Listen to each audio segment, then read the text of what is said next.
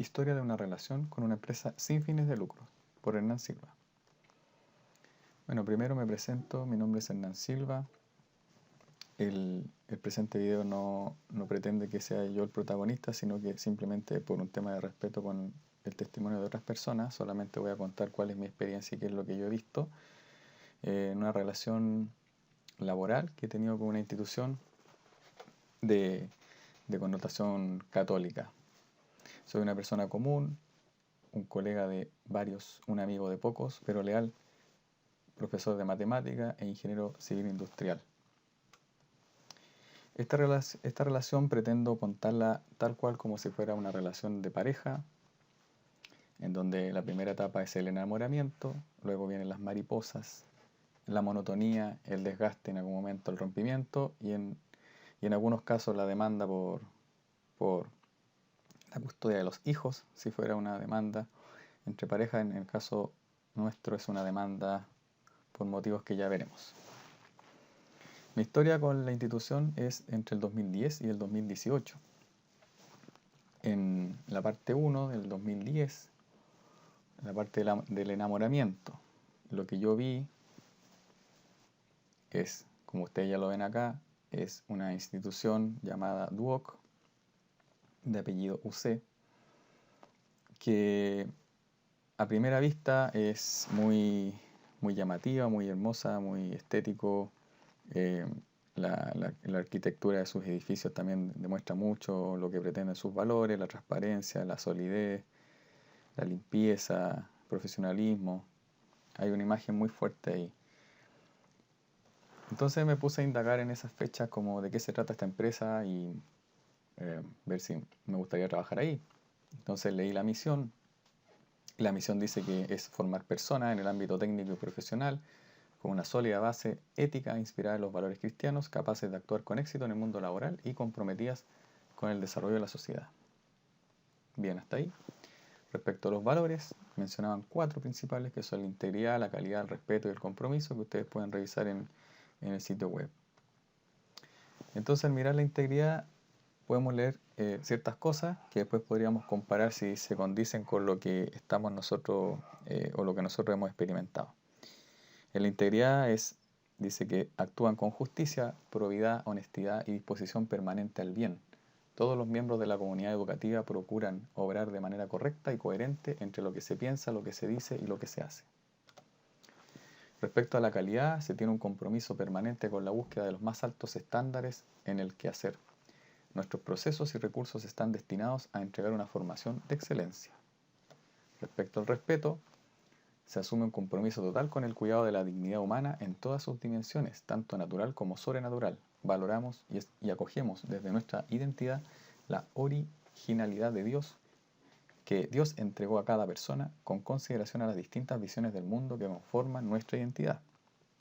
Y por último, el compromiso, donde indican que damos todo de nosotros mismos para ser fieles con nuestra vocación por la formación integral y de excelencia. Nos hacemos cargo de los compromisos asumidos, nos mueve un sentido de responsabilidad con la misión institucional y con el bien común que nos empuja a mirar nuestro entorno, procurando ser agentes transformadores. Hasta este punto, mi expresión era de este estilo, en el fondo, cómo alguien se puede preocupar tanto por mí. Entonces, decidí iniciar mi relación con la institución. Y el acuerdo es el siguiente. El acuerdo es separado entre 3 puntos principales que lo definen. Primero, el primer punto es que es un contrato a plazo fijo que va desde marzo a diciembre cada año, por una cantidad de horas que es para el primer semestre y que podría bajar para el segundo, dependiendo esto del desempeño que se observaba del jefe directo o también de las cantidades de secciones disponibles para repartir. Al respecto, entonces, a mí me parecía razonable y yo estimaba que seguramente con el tiempo podría optar a un contrato indefinido, entendiendo que también depende del desempeño. El segundo punto es que entre septiembre y octubre aproximadamente se le debía indicar al jefe directo o al encargado de recursos humanos del momento la disponibilidad que uno tendría para el próximo periodo. Entonces eso daba cuenta de que estaba la disposición o el ánimo de seguir trabajando contigo. Y luego por un tema de proceso, en diciembre se debía firmar un finiquito como un paso necesario para la firma de un nuevo contrato al año siguiente. Eso era lo que se te indicaba al final del periodo de diciembre, que tenías que firmar un finiquito y que era necesario para que después tú tuvieras un contrato nuevo que comenzaba otra vez en marzo o diciembre del próximo año. Durante enero y febrero no había sueldo y tampoco en lo nominal no debía haber actividades por realizar. Entonces así empecé en Duoc. Aquí está una institución bastante jerárquica, con distintos colegas en distintas áreas, algún jefe directo, jefes de jefe, quizás directores de sede y así así la jerarquía. Y aquí estoy yo. Entonces la parte 2 ya es la etapa como bonita del inicio de la relación, que sería las mariposas, que va más o menos del 2010 hasta el 2014, en donde yo principalmente veía y me enfocaba en lo positivo, mientras estaba como adaptándome a ciertas cosas. Lo positivo es un lugar limpio y cómodo para trabajar, de eso no hay nada que decir. Es una oportunidad también, se presentaba la oportunidad de conocer a muchas personas diferentes de distintas áreas y también de distintos lugares. También había una relación de respeto entre los colegas y los superiores directos. Y también algo que yo veía positivo en el momento era que había una estabilidad laboral basada en la confianza con ese superior directo. Sin embargo, con el tiempo me di cuenta que no debía considerarlo como un hecho positivo, sino que en realidad la estabilidad laboral o el contrato indefinido debería ser algo que viniera por defecto, entendiendo la naturaleza de las actividades que realizamos, que no son atribuibles solamente a un proyecto, se entiende que es algo continuo en el tiempo. Pero mi pensamiento en el momento era que confiaba en la buena relación con mi jefe directo, además que es una institución con valores cristianos, por lo tanto todo debía estar bien, me imagino. Luego viene la parte 3, que es la monotonía, de 2014 al 2016, en donde principalmente no hubo nada en especial, siempre haciendo lo mismo, el trabajo, mi trabajo que era hacer clase de matemática, mantener las notas, otros registros actualizados, también debía desarrollar material de vez en cuando. Y algo que me llamaba la atención era que había que asistir a reuniones entre semestres, esto quiere decir cuando más o menos el periodo de invierno, y también en febrero o marzo, pero siempre era una semana antes del inicio de las clases. Originalmente era una reunión de bienvenida y después se transformó en una reunión de bienvenida más una reunión de trabajo en donde se conversaba respecto a lo que iba a ocurrir en el semestre.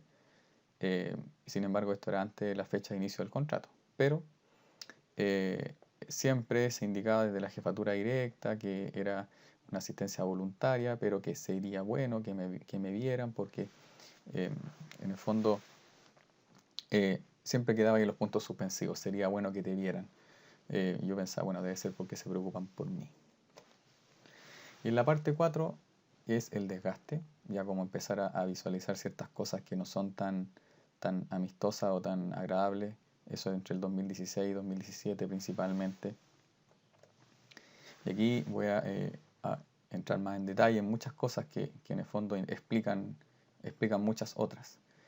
De las cosas que observaba era los docentes que eran invitados por sus jefaturas directas a tener una cierta cantidad o porcentaje de estudiantes aprobados. Entonces mi pregunta era, ¿esto significa que a pesar de los esfuerzos adicionales que uno hace como docente o la misma institución, si un estudiante no estuviera apto para aprobar, entonces había que hacerlo igualmente para cumplir con un número, con un KPI? Después una segunda cosa que observé era que habían docentes que los docentes que reprueban más a más estudiantes, a pesar de que igual hacen un trabajo normal o bueno, son desechados para el periodo siguiente. Se empezó a marcar esto cada vez más, iban desapareciendo rostros que uno conocía de hace años porque coincidentemente eran los que tenían menores indicadores. Sin embargo, a pesar de que los indicadores considero que son una buena forma de mantener el control y gestión de los procesos y aplicando mejora continua, a pesar de eso creo que en este caso iba en contra de lo que originalmente debería ser uno de los pilares de una institución dedicada a la educación, que es la calidad de lo que los estudiantes saben o dominan antes de salir al mundo laboral. Entonces también me plantea la pregunta de que si no que era una invitación solamente a dar lo mejor de sí, pero sin condicionar la continuidad. Y un tercer punto que también observaba era la creación de una unidad de supervisión en sala del trabajo de los docentes. Habían profesionales, no de la docencia necesariamente, o no de la pedagogía, que tenían como rol ir a observar tus clases, tomar nota de qué es lo que hacías y de alguna forma retroalimentar para que cosas pudieran mejorar. Sin embargo, me llamaba mucho la atención que muchos de las personas que trabajaban en esta unidad no eran de formación de pedagogía, sino que simplemente por otras razones que uno desconocía, terminaban trabajando en esa función y no había una transparencia de por qué eran esas personas y no otras. Otras cosas que observo o que observaba era que los docentes, la desesperación de mantener su trabajo y alineándose con el cumplimiento de indicadores de aprobación, entonces terminaban adecuando las evaluaciones para que sean demasiado flexibles. Entonces, me preguntaba, ¿esto no está en contra del compromiso de calidad profesional de los egresados? Otro punto es que los docentes que son amigos, en el sentido de esta amistad un poco falsa que tiene que ver con una relación de conveniencia entre las dos partes, que tiene que ver con que un profesor o un docente finalmente se transforma en un amigo de los alumnos, en donde no hay ninguna presión em, o miedo a reprobar la asignatura, que no debería ser un miedo, pero casi que era un acuerdo en que en realidad todos iban a terminar pasando la asignatura y, y también todos iban a terminar evaluando muy bien al profesor. Entonces eso, habían esa dinámica, se daba mucho.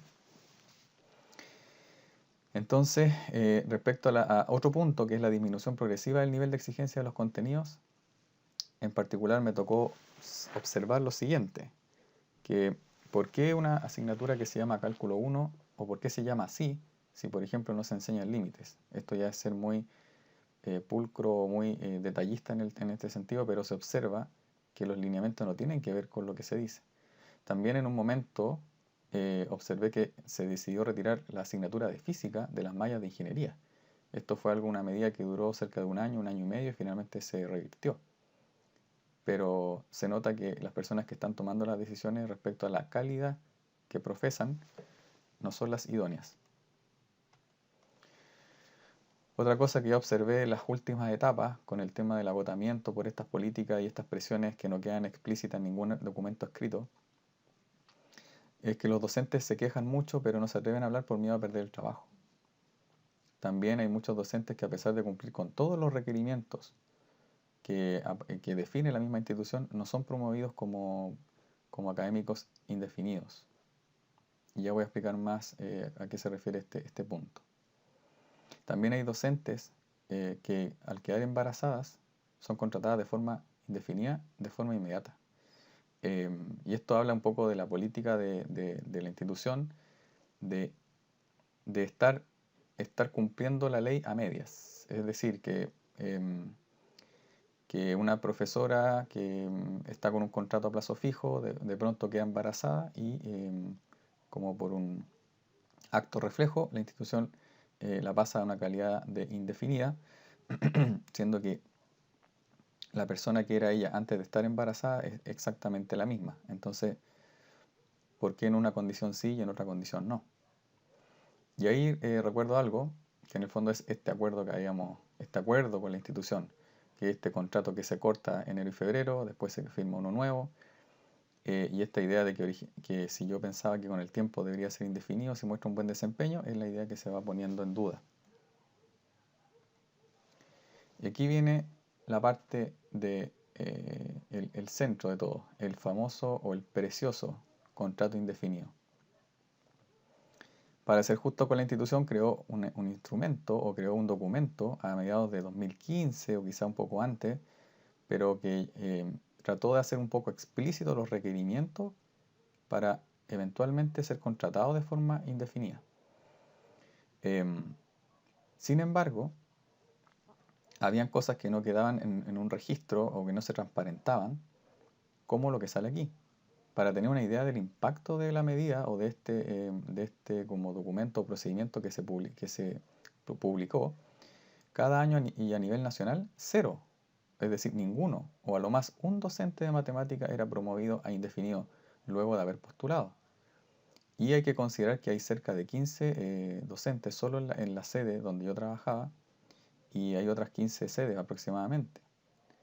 Entonces, las razones tampoco de por qué era uno y no otro docente tampoco eran transparentes.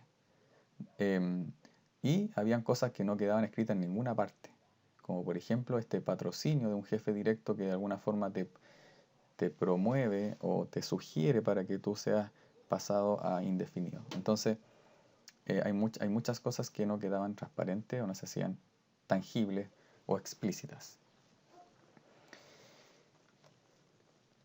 Luego la parte 5, ya el rompimiento, tiene que ver con lo siguiente.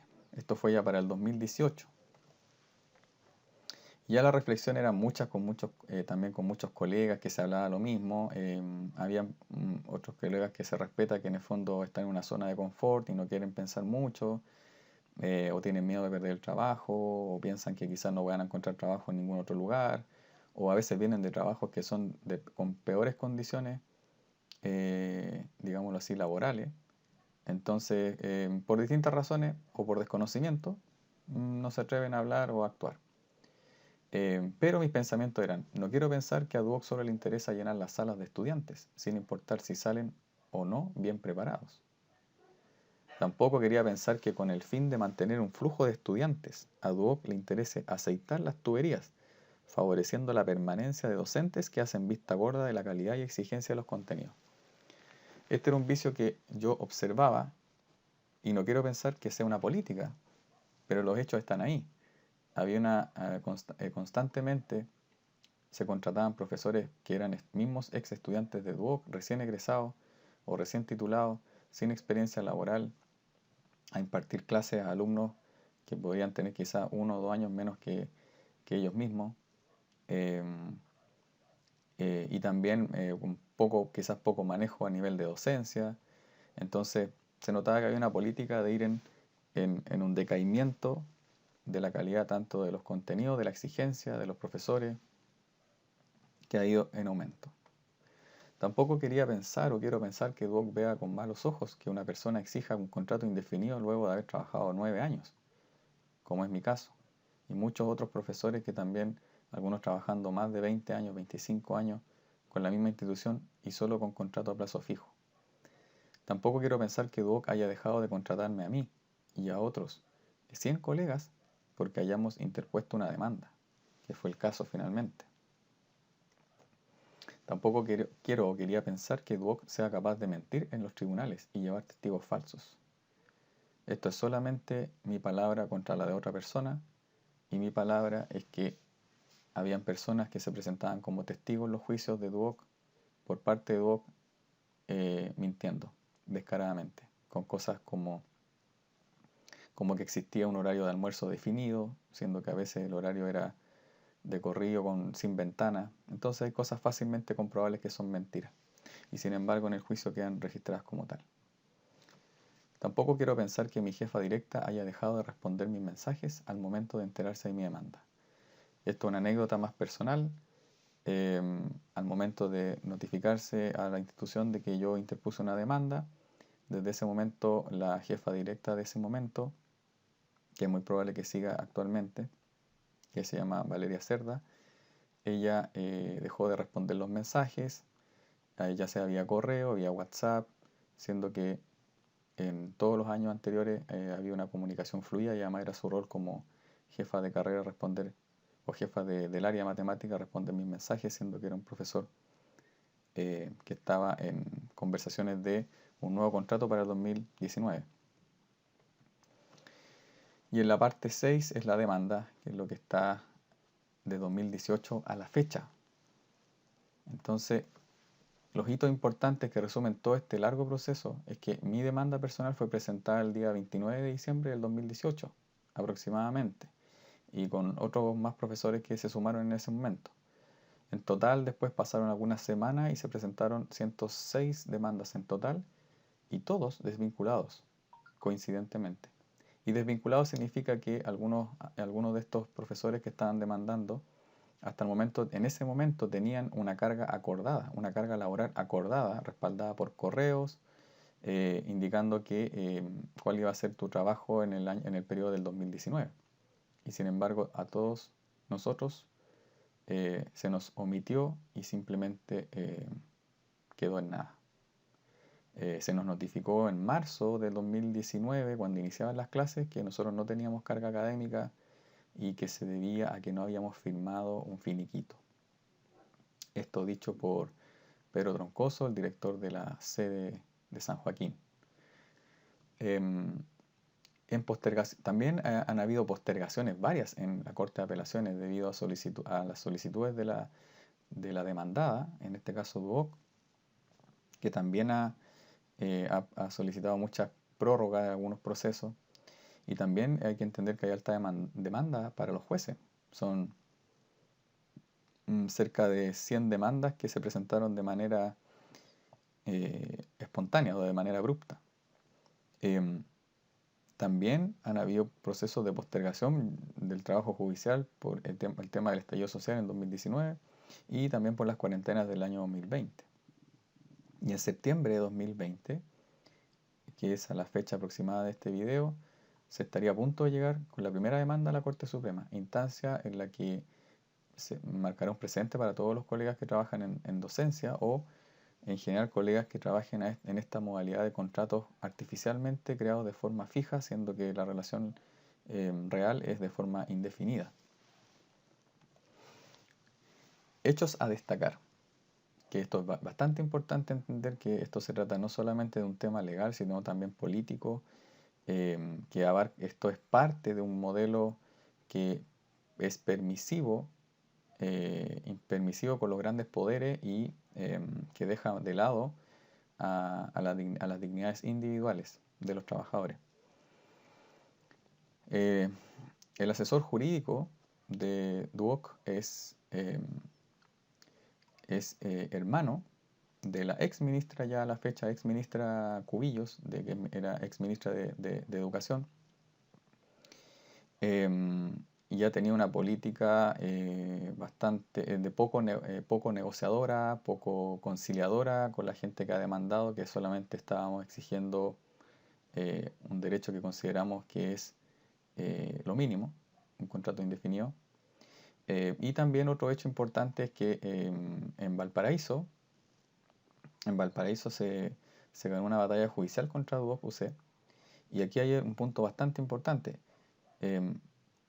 Esto pondría en entredicho o pondría en riesgo la gratuidad que tiene la institución por el hecho que el Estado no podría tener contratos con empresas que han sido demandadas, o por lo menos tienen manchada su hoja de vida en el ámbito judicial.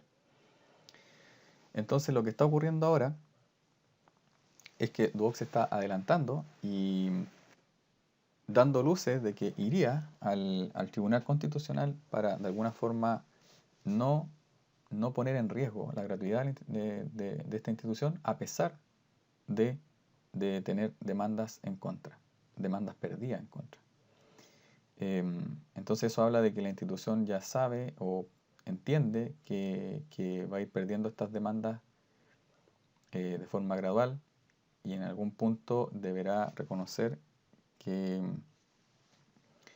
no estaba haciendo bien las cosas. Y de hecho la institución ya para el periodo 2020 ya cambió su política y ahora tiene una contratación de tipo indefinida, cosa que seguramente a ojos nuestros tiene total relación con las demandas que están ocurriendo. Entonces, si nos recordamos del inicio de la relación, cuando era todo bonito, cuando eran mariposas, esto era lo que ofrecía este personaje. Ofrecía integridad, decía actuar con justicia, con probidad, honestidad y disposición permanente al bien. Esa es mi cara. También indicaba que tenía un compromiso con la calidad respecto a los más altos estándares en nuestro quehacer. Bueno, esto habría que verificarlo y cada persona, si alguien tiene, no sé si el placer o la desgracia de trabajar en esta institución, pero cualquier persona honesta consigo misma entenderá que la calidad viene bajando cada vez más. Respecto al respeto, creo que en mi caso particular no creo que exista un respeto si te dejan de hablar de la noche a la mañana. Y respecto al compromiso, dice que se da todo de nosotros mismos para ser fieles con nuestra vocación. Entonces, habría que cuestionar entonces cuál es esa vocación, porque los esfuerzos no se ven enfocados en eso. Y respecto a este punto, que dice que se procura orar de manera correcta y coherente entre lo que se piensa, lo que se dice y lo que se hace, ahí cada quien debería entonces reflexionar y concluir si es que es verdad que esta institución realmente es coherente entre lo que dice, entre lo que hace, entre lo que piensa. Para terminar entonces, ya sabemos que más allá del poder judicial está el poder de las personas cuando se unen. Y si usted es empático con una situación de atropello de derechos laborales y de la dignidad humana, entonces apóyenos difundiendo esta realidad. Recordar que la institución Duoc UC tiene un componente de marketing y de imagen muy fuerte, de tal forma que si una persona no está en relación directa con alguien que trabaje en la institución, entonces probablemente tendrá la imagen de que es una institución seria, transparente, honesta, con valores éticos, con valores cristianos. Por lo tanto, un granito de arena a todo esto, y bastante importante, sería simplemente que las cosas se conozcan y que se sepa de qué institución se trata. También podrán esconder muchas de sus mentiras, pero eventualmente estas deberán caer. Así que eso, si tienes la intención de compartir este mensaje o este video, te agradeceríamos porque realmente la manera de romper las mentiras tiene que ver mucho con la difusión. Un abrazo y espero que este testimonio te haya servido un poco para aprender algunas cosas, entender otras y también quizás motivarte a también contar tu historia.